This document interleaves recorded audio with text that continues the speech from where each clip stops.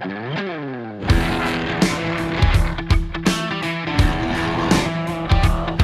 Motorsport started when I was still in the army, and Amy and I decided, let's get a trophy truck. So I don't recommend anyone to do it, but we got out an unsecured loan for 50 grand. Bought this truck and built it up ever since. We first started racing Fink in 2018, and it took us 6 tries, so all the way up until 2024 for us to finally finish that event. The truck has gone through some serious upgrades from when we first bought it, and we did buy it as a bare chassis too. But MOR Motorsport is of course mild waters off-road. I think it's that because we couldn't really think of anything else that worked out, so it just sort of stuck, and hopefully one day become a household name. When we were introduced to MOR Motorsports, we really related to the team in a way where they're so passionate about racing and motorsport, in the same way where we're so passionate about four-wheel driving and camping. Racing is literally everything for me. I have nothing else that really matters.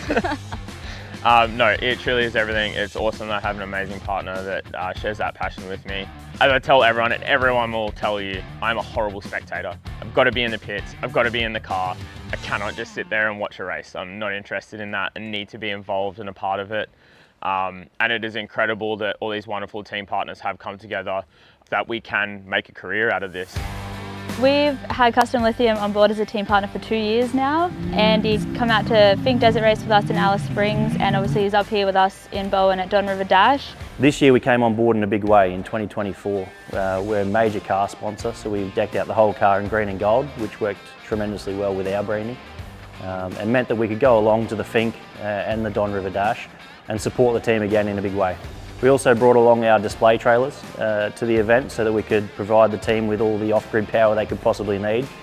This meant we were able to run the air fryer, coffee machine, and really put on a good feed for the guys while they were working on the race car.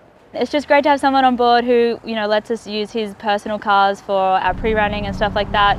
Plus the setup with the trailers is awesome, so we've got all the power we could need and our crew could need. We've been able to watch the footy, we've been able to listen to some music and just, have light when we're working really late into the night as well.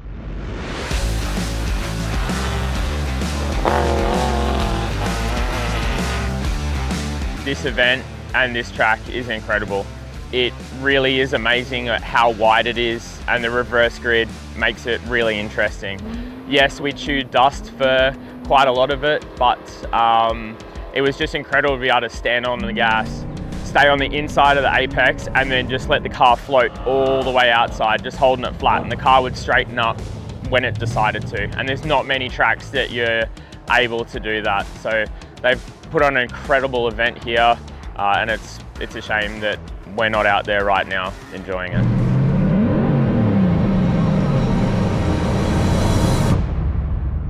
So first day on the track, we got up early and went down to the racetrack there. The car was looking great. They did the first lap, it sounded awesome. And then what they were doing was getting a veteran on board and giving them a bit of a run and a tour as a navvy, I think, and how that race environment works. First lap around after that, the car didn't come through when we expected to see it, and we sort of thought something might be wrong. We went out to do the veterans run with the Ramus Rover guys, and unfortunately blew up our gearbox. Tail shaft's okay. Okay. I think we might have just lost the gearbox. We got the phone call not long after where they weren't too sure at that stage what the exact problem was, but we had to get down there and give them a hand, try and tow them out of the Don River. Jack's broken down on the track somewhere, which we don't normally say ever. We're just going to let the guys down and go and see if we can pull him out.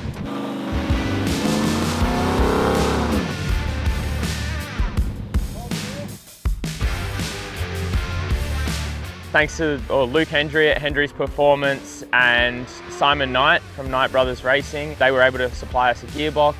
So we had the graveyard shift of putting that in overnight and got ourselves racing for day one.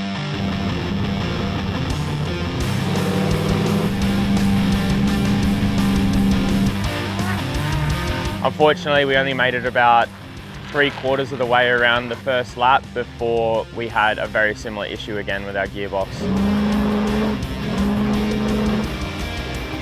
I did feel a driveline vibration, and I was trying to talk myself out of it the entire time. So I was trying to say that, oh no, it's just engine noise, like you're not really used to the car and the setup and all that sort of thing.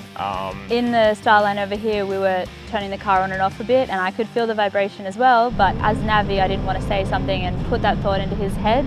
So I didn't mention it to anyone, and I also tried to tell myself maybe it was the other cars, you know, thumping around us with their engines echoing through our chassis. As soon as we pulled up, we could see the smoke, and I could actually see flame through the gap. So we got the extinguishers out. We really don't like using DCP because of how corrosive it is. So using that as sparingly as we can while still getting the fire out. And the Custom Lithium T-Rex came down and picked us up after that. It was at that point where, you know, we knew the weekend was done. It was just devastating for the whole team.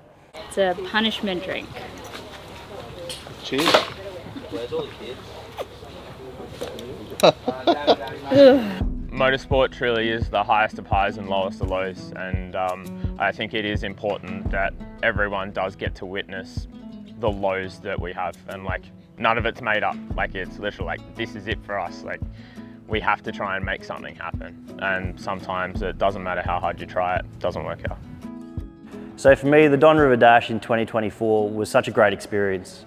We got to head off from Brizzy, spend a heap of time with some really great mates, sponsoring the race team, MOR Motorsport. And you know what? Race didn't go to plan, but that's racing, and we still had a great time. So next for us, I guess, I'm going to lick my wounds and come up with a plan for going forward for the trophy truck in the Trophy Ute in Australia, and get these issues sorted out before we lock in any more events.